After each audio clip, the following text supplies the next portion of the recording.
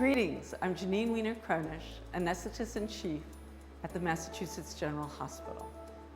I'm surrounded by the OR of the future in the Lunder building, which will open in the summer of 2011. These high-tech tools will provide increased quality and safety for our patients. It wasn't always the case. You have to go back to October 16th, 1846 to truly appreciate how far we've come. The pivotal moment in the history of Mass General is the public demonstration of anesthesia. And when you think about the impact that that's had on human suffering, there probably isn't another event of that magnitude that can be identified cleanly in the history of medicine. The use of ether revolutionized the way we took care of soldiers in the Civil War. It allowed surgeries to take longer so that more complete surgeries could be done, amputations could be done without pain.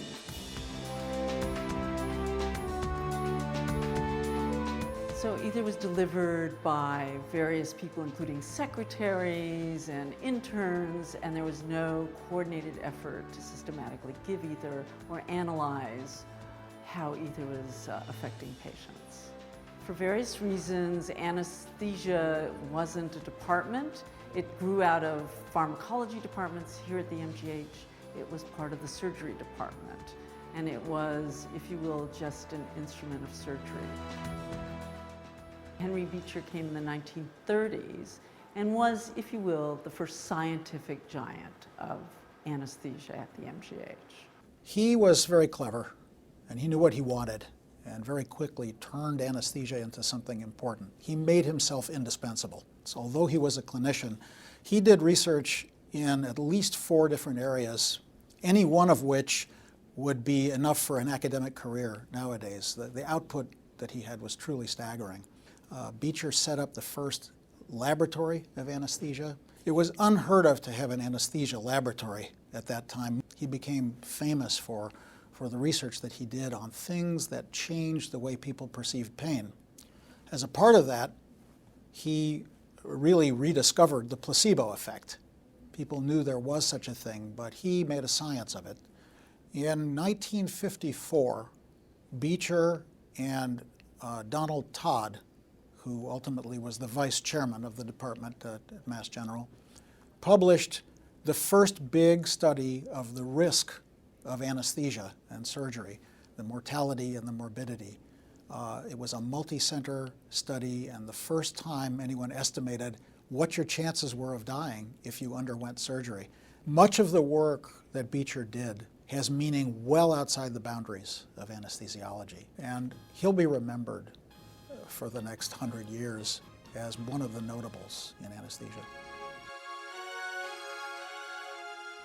I don't think there's any doubt in the 200th anniversary of MGH that Dick Kitts is really an important player. He was here for 26 years. During that time, he fostered and enabled the development of the leadership of anesthesia throughout certainly the entire United States and many parts of the world. He created a very strong research base, but I think he also created this important culture, this culture of creativity and innovation.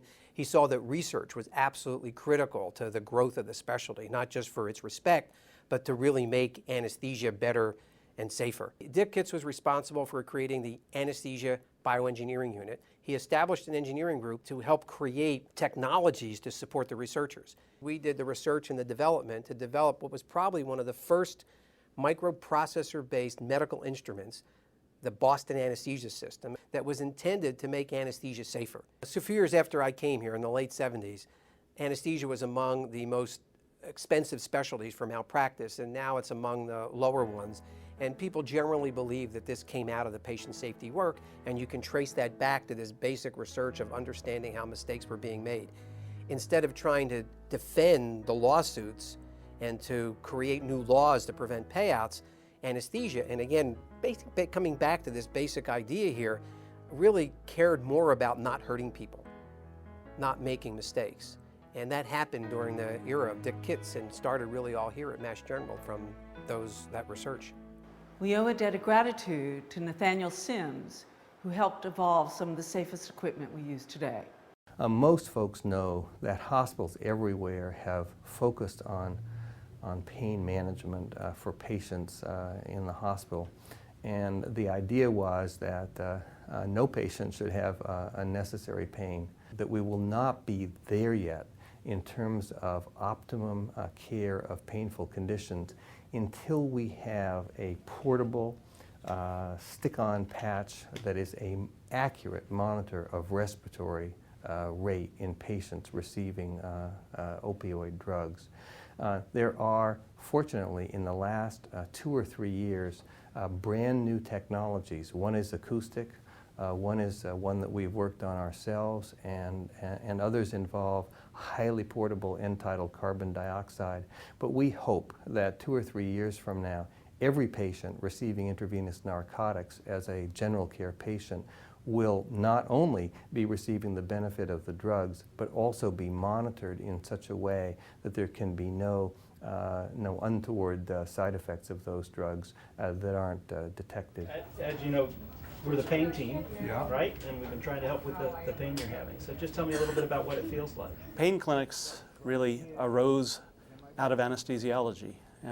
Anesthesiology, as you can imagine, the central tenet of what we do in the operating room is relieve pain. We also have a research realm which has very active laboratories looking at the basic mechanisms that underlie the development of chronic pain and how we might develop more effective pain medications. In fact, the last 10 years have told us a lot about exactly what causes pain, the neurologic mechanisms, and we're just starting to get a handle on how we might impact those mechanisms.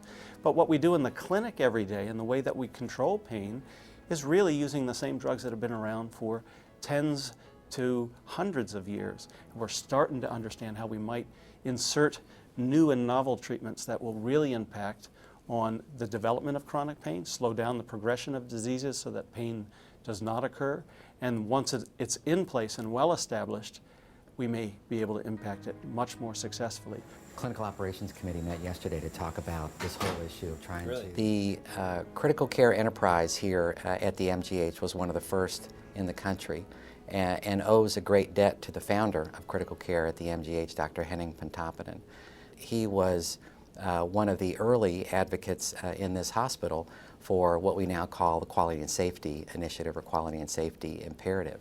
He recognized the need for a special unit staffed by specialists in respiratory therapy and what we now call critical care, intensive care, thereby co-locating those individuals, significantly improving their safety because they could be observed constantly by the talented physician, nursing, and respiratory therapy staff there. And we're very focused on improving the healing for the entire group and figuring out ways to get those patients who we know today are not going to heal in the future to be able to provide new therapies, new approaches to those patients healing.